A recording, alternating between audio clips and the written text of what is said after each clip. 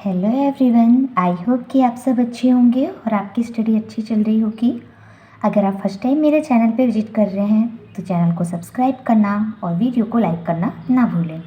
तो आज जो हम टॉपिक डिस्कस करने वाले हैं वो है हियरिंग एड्स, जो कि बीएससी नर्सिंग थर्ड ईयर में मेडिकल सर्जिकल नर्सिंग में प्रीवियस ईयर में पूछा गया क्वेश्चन है।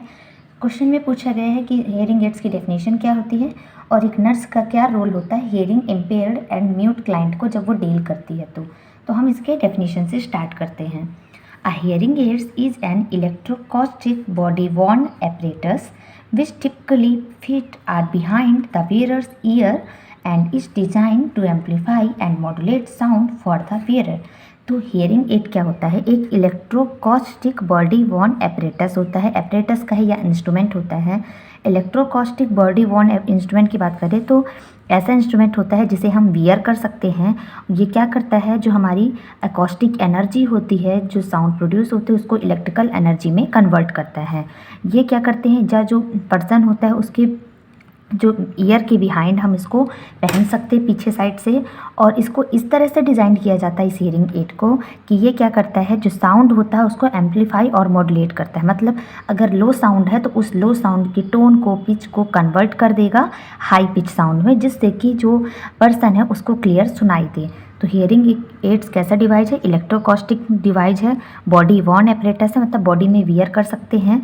इसे हम जो पहनने वाला पर्सन होता है उसके ईयर के बिहाइंड इसको वियर करता है, और इसको इस तरह से डिज़ाइन किया गया है कि जो ये क्या करता है, जो साउंड होता है उसको एम्पलीफाई और मॉड्यूलेट करता है। मतलब अगर लो पिच का साउंड है तो उसके इफेक्ट को चेंज करेगा, टोन वॉइस इसको चेंज कर देगा हाई पिच में, ताकि पर्सन को क्लियर सुनाई दे कि सामने वाला पर्सन क्या बोल रहे हैं। तो ये हो गया डेफिनेशन।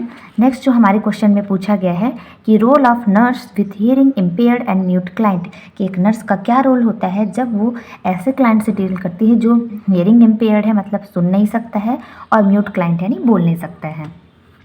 तो सबसे फर्स्ट पॉइंट इसमें आएगा facing the client directly. Be sure to look directly at the client. They must be able to see you to hear you। तो पहला पॉइंट ये है कि हमें क्लाइंट को सीधे सामने से फेस करना है, एकदम जब भी हम क्लाइंट से बात करें तो हमें ये देखना है कि हम क्लाइंट की तरफ देख के डायरेक्ट बात करें, और ये भी ध्यान रखना है कि हम ये देखें कि क्लाइंट जो हमारा पेशेंट है वो हमें सुन सके और देख सके। Avoid talking from behind the client. हमेशा क्लाइंट या पेशेंट के पीछे साइड से बात करना अवॉइड करना, पीछे से, back or from another room. या तो हम ये सोचें कि हम दूसरे रूम में हैं और वहाँ से हम पेशेंट से बात करें, तो ये सब नहीं करना है, अवॉइड करना है। And never turn away face when speaking. और जब आप क्लाइंट से बात कर रहे हैं तो अपने फेस को दूसरे साइड टर्न करके बात नहीं करनी है। तो पहला ये हो गया। सेकेंड रूल आएगा हमारा spot lighting your face. Face a window or a lamp so the light illuminates your mouth as you speak. मतलब अगर आप पेशेंट से बात कर रहे हैं तो या तो लाइट वगैरह है वो जला दीजिए, ताकि पेशेंट को आपका फेस क्लियर या आपका माउथ क्लियर दिखे जब आप बात कर रहे हैं। If the room is dark move to another area with more lightning. अगर रूम जो है उसमें अंधेरा है तो दूसरे एरिया साइड जाइए जहाँ ज़्यादा लाइटनिंग हो। People with hearing loss relay a great deal on lip reading. ऐसे लोग जिनको हियरिंग लॉस होता है, जिनको सुनाई नहीं देता है, वो लिप रीडिंग करने में एक्सपर्ट होते हैं। तो इसलिए हम बोलते हैं कि प्रॉपर लाइटनिंग होनी चाहिए, ताकि पेशेंट जो है आपके लिप रीड करके पता लगा सके कि आप क्या बोल रहे हैं उनसे। थर्ड पॉइंट आता है हमारा अवॉइड नॉइजी बैकग्राउंड। हमें जो ऐसा बैकग्राउंड नहीं रखना जहाँ बहुत ज़्यादा शोर शराबा हो रहा हो, शोर हो रहा हो। A conversation is difficult to hear over background noise. क्योंकि अगर पीछे से बहुत ज़्यादा आवाज़ें आएंगी तो जो पेशेंट है आप क्या बोल रहे हैं वो समझ नहीं पाएगा। Do not try to talk above loud noises. साथ ही साथ हमें ये भी ट्राई नहीं करना कि हम पेशेंट से बहुत तेज़ आवाज़ में बात करें।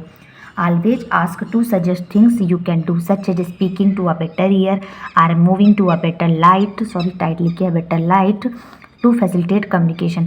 हमें हमेशा ट्राई करना है कि कैसे जो हम अपना कम्युनिकेशन है वो पेशेंट के साथ अच्छा कर सके, हम जो बोले वो पेशेंट समझ सके। तो इसके लिए हम क्या सकते हैं, ये कर सकते हैं कि पेशेंट को जिस ईयर से क्लियर सुनाई देता है उस साइड से बात करें ताकि उसको सुनाई दे, उस साइड बोले।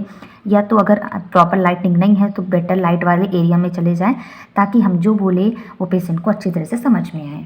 तो थर्ड पॉइंट हो गया कि हमें नॉइजी बैकग्राउंड को अवॉइड करना है as a nurse. Fourth point है हमारा getting attention first. Be sure that client is aware of you before you start talking. हमें ये ध्यान रखना है कि क्लाइंट या पेशेंट उसको पता रहे, आपके बारे में पता रहे जब आप उससे बात करना स्टार्ट करें उससे पहले। One can get their attention by gently touching them, flicking on a light switch और मूविंग अ विंडो शेड। हम अटेंशन कैसे ले सकते हैं? या तो उनको टच करके, या तो लाइट स्विच को फ्लिप करके, या विंडो साइड मूव करके, ताकि हम पेशेंट की अटेंशन ले सकें और बात करने से पहले, ताकि हमारे पेशेंट जो है वो हमारी बातों को समझे और सुने और समझ सकें। नॉट साउटिंग, चिल्लाना नहीं है। Shouting only makes things verse. चिल्लाना, साउट करना पेशेंट पे कंडीशन को और ही वर्स कर देता है। It can distort the face making lip reading impossible. इससे क्या होगा, जो हमारी फेस है उसके एक्सप्रेशन चेंजेस हो जाएंगे, जिससे कि जो पेशेंट था जो लिप रीडिंग करके समझ रहा था कि हम क्या बोल रहे हैं, तो वो नहीं कर पाएगा। Also shouting which is amplified by hearing aid can greatly shock and upset. और साथ ही साथ अगर हम चिल्ला रहे हैं तो जो अगर पेशेंट ने हेयरिंग एड का यूज कर रहा है तो उससे साउंड एम्पलीफाई होगी, तो जिससे शॉक्स हो सकते हैं, क्योंकि साउंड एम्पलीफाइड से क्या होता है, साउंड का पिच वैसे ही हाई होगा और हम चिल्ला रहे हैं तो और हाई पिच में पेशेंट को सुनाई देगा। तो हमें चिल्लाना नहीं है। चिल्लाने से क्या होगा, ना ही पेशेंट हमारी लिप रीड कर पाएगा, तो ना ही वो हमारी बातों को समझ पाएगा, कंडीशन और वर्स हो जाएगी। 6 पॉइंट आता है clearly speaking at a moderate pace. मतलब जब हम पेशेंट से बात करें तो रुक रुक के करें, ठहराव से करें, ताकि पेशेंट समझ सके। Speak more slowly and pause occasionally to help the client keep up with the word flow. हम जब पेशेंट से बात करें तो धीरे धीरे बात करनी है और रुक रुक के बीच में बात करनी है, ताकि जो हम क्लाइंट को मदद कर सके, ताकि जो हम बोल रहे हैं क्लाइंट वो उसके साथ समझते भी जाए। Do not mouth or exaggerate expression as this simply make it harder for the client to understand। ऐसे एक्सप्रेशन नहीं देखने हैं जिससे क्लाइंट को समझने में या लिप रीडिंग करने में दिक्कतें जाएं। तो हमें धीरे धीरे बात करनी है, बीच बीच में पॉज दे के रुक के बात करनी, ताकि क्लाइंट जो हम बोल रहे हैं उसको समझते जाएं। 7th पॉइंट आएगा हमारा इसी में, giving clues when changing subject. जब हम बात करते टाइम अगर टॉपिक चेंज करें तो पेशेंट को क्लू देने हैं, हिंट देना है ऐसे, ताकि पेशेंट समझ जाए। Hearing impaired people may become confused if you change the subject without warning. मतलब ऐसे पीपल जो हियरिंग इम्पेयर्ड होते हैं, जिनको सुनाई नहीं देता है, वो कन्फ्यूज हो जाते हैं अगर आप टॉपिक या सब्जेक्ट को चेंज कर देते बिना उनको वार्न के बताए बिना। Keeping them on track by saying something like, उनको ट्रैक में रखना, अपनी बात में ही रखना, कुछ किस तरह क्या कि जैसे कि now I want to talk to you about our upcoming family night so that they can become ready for a new topic. जैसे कि हम पेशेंट से बोल सकते हैं कि अब हम आपसे बात करना चाहेंगे जो आपकी फैमिली है उससे रिलेटेड, ताकि पेशेंट को न्यू टॉपिक के बारे में समझ में आ सके। तो इसमें हमने 7th पॉइंट क्या देखना कि जब हम टॉपिक चेंज करें या सब्जेक्ट चेंज करें तब पेशेंट को हिंट दे, ताकि पेशेंट समझ सके कि हम आगे किस बारे में बात करना चाहते हैं और वो कंफ्यूज ना हो। सो ये रोल ऑफ नर्स हो गए जब हम हियरिंग इम्पेयर्ड और म्यूट क्लाइंट से डील करते हैं, जिसके हमने 7 पॉइंट डिस्कस कर लिए हैं।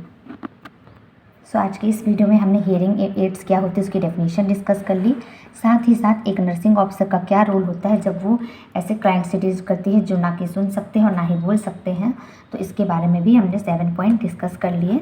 आई होप आपको मेरी वीडियोज़ पसंद आ रही होगी, तो चैनल को सब्सक्राइब करना और वीडियो को लाइक करना ना भूलें। Thank you.